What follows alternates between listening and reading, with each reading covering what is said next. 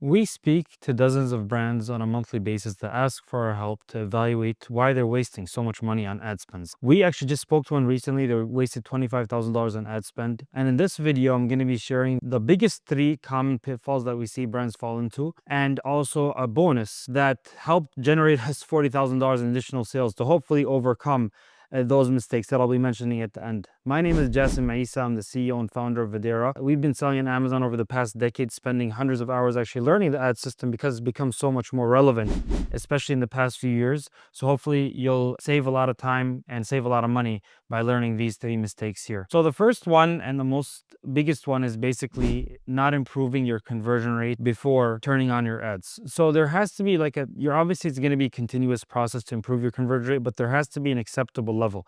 And I actually I made an entire video about conversion rate that you can watch over here. But in this video, I'm just going to be talking about the 2 most common issues with conversion rate. The first one is that it takes a long time for the inventory to arrive at a customer. Let's say a customer, they click on your ad and it takes them a long time they see that it's going to arrive in a week or it's going to arrive in 2 weeks, but your competitor is same day delivery. We noticed that with worse, let's say beyond the 1 day, same day mark, just the difference between same day and 2 day mark, there's around a 15 to 16% drop in conversion rate. So imagine the difference between a 1 day arriving in 1 day versus a 1 week. So it's very significant. And actually, the reason that I mentioned the optimizing conversion rate with ads as the first one is because if let's say, for example, your conversion rate sucks, right? But you don't have ads turned on, you simply won't get sales, right? But if you have ads turned on and you have, let's say, a good click-through rate, your people are going to press on your ad, you're going to be charged on each click because it's a pay-per-click system.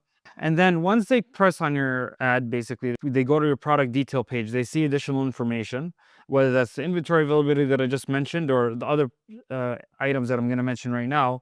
Not only are you going to not get the sale, but you're also going to lose money on those ads. So that's why it's one of the very crucial ones, because it's kind of a double whammy on that end.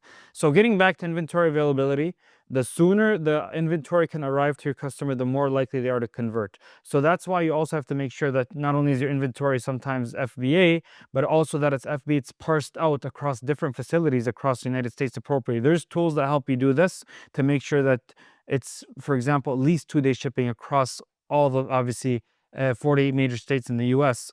And there's, I think Smart Scout has a buy box map. There's other tools as well that can help you see each region in each state in the United States, how quick they receive your product. Ideally, it's 1 day, but even if it's 2 day, that's still fine, it's acceptable. But once your inventory becomes back ordered, and let's say you have ads on and the customer sees that they jump in, this is the worst. Like you have your ad on, then jump in, they see that it's back ordered and arrives in 2 to 3 weeks. It's almost impossible for anyone to buy it at that point. They're going to just look for an alternative.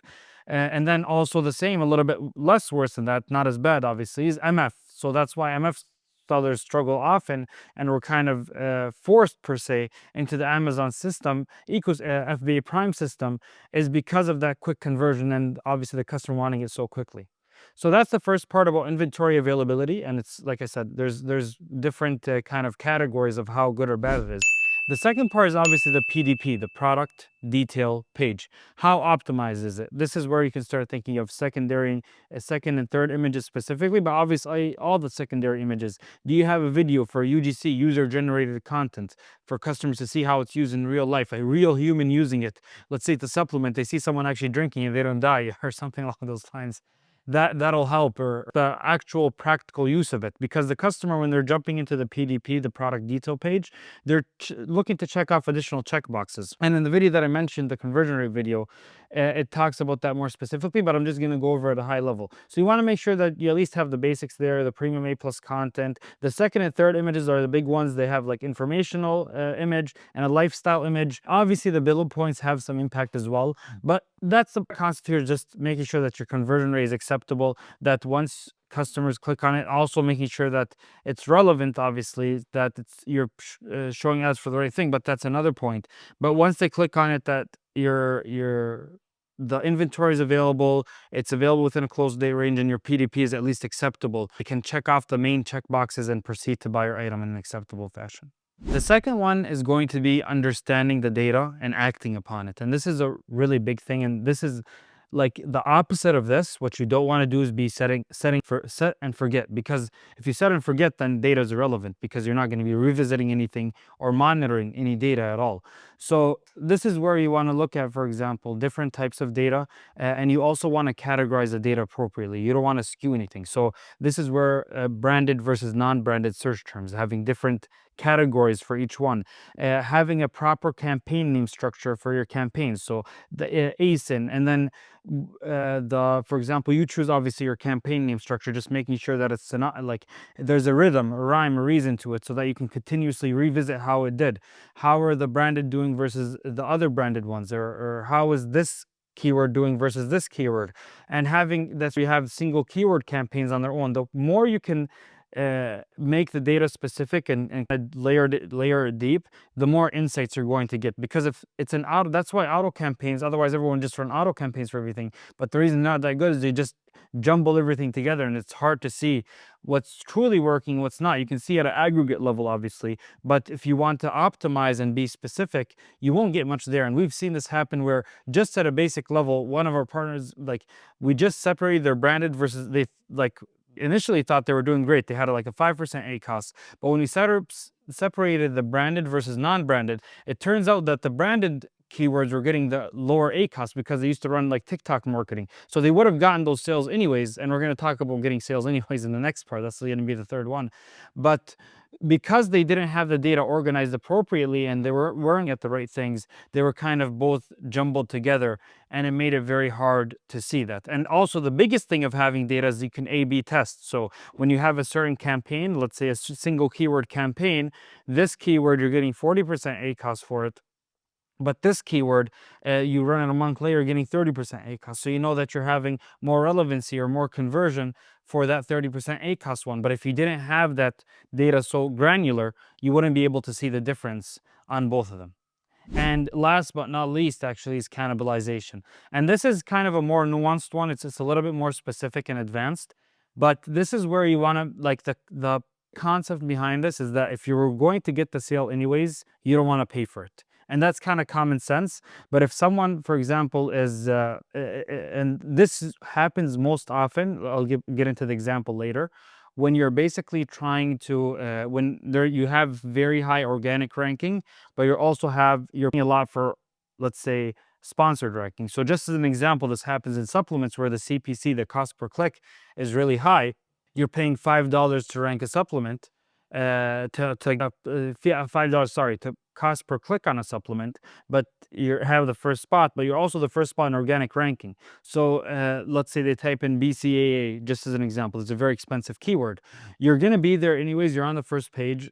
So yes, you might lose the initial sale at the top, but you already have a lot of traffic because you're on the first page. You're the first one on the first page.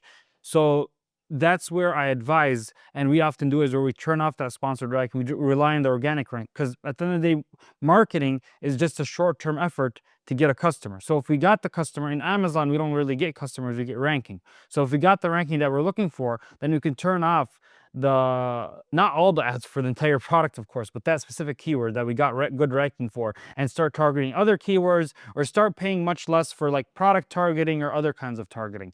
So that's where you just want to make sure you're avoiding cannibalization. There's tools now that include cannibalization ranking. They're really cool. They just came out with them, so I'm not sure how accurate it is, but Scale Insights one that they recently came out with this and have some insights into that, but also other ones I'm sure as well. But cannibalization is one that you kind of want to type in your keywords, see where you're ranking, and all that kind of stuff. And by the way, I'm not paid for any sponsor, any that I mentioned in this video.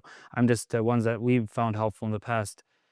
So that's on cannibalization. And now, as promised, I want to mention the bonus that lately we've been doing is, and this is part about being a little bit more holistic and not just using sponsored PPC like pay-per-click, the basic one, sponsored product, is being a little bit more diverse. And lately we tried a video ad in one of our products, and it basically got a 20% ACOS, and it did really well because those are additional sales.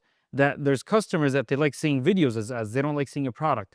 And we got a new additional, it didn't cannibalize, as I was actually coincidentally mentioning, because we got an additional slice of the pie. We wouldn't have gotten those customers otherwise. We got new customers that seen that video, and we got them at a very good rate, 20% ACOS. So actually now I'm requiring it on all of our top 10% of our ASINs to have video ads, basically, to ensure that we're successful and make sure that we're doing well. So all in all, you obviously ads are not cheap on Amazon. Cost per click are going up. The bids are very competitive for great categories. You just want to make sure that you're stopping leakages.